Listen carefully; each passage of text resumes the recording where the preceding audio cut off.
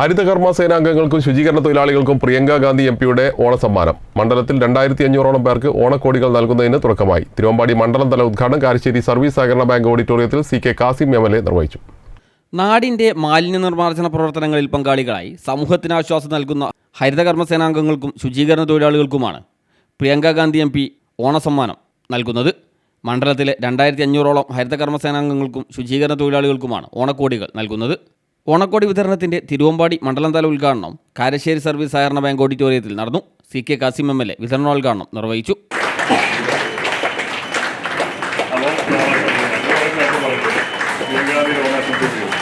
നാടിന്റെ മാലിന്യ നിർമ്മാർജ്ജന പ്രവർത്തനങ്ങളിൽ പങ്കാളികളാവുന്ന തൊഴിലാളികളെ ചേർത്ത് പിടിക്കേണ്ടത് സമൂഹത്തിന്റെ ബാധ്യതയാണെന്ന് MLA പറഞ്ഞു.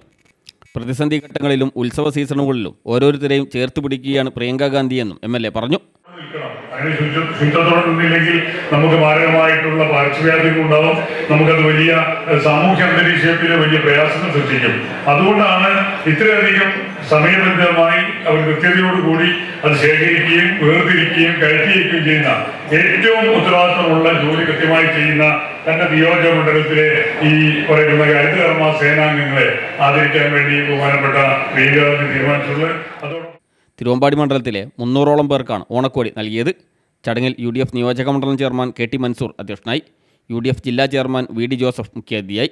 DCC സെക്രട്ടറിമാരായ ബാബു പൈക്കാട്ടിൽ, MT അഷ്റഫ്, BP റഷീദ്, മുസ്ലിം ലീഗ് മണ്ഡലം സെക്രട്ടറി PG മുഹമ്മദ് തുടങ്ങി ജനപ്രതിനിധികളും വിവിധ രാഷ്ട്രീയ പാർട്ടി പ്രതിനിധികളും ചടങ്ങിൽ സംബന്ധിച്ചു.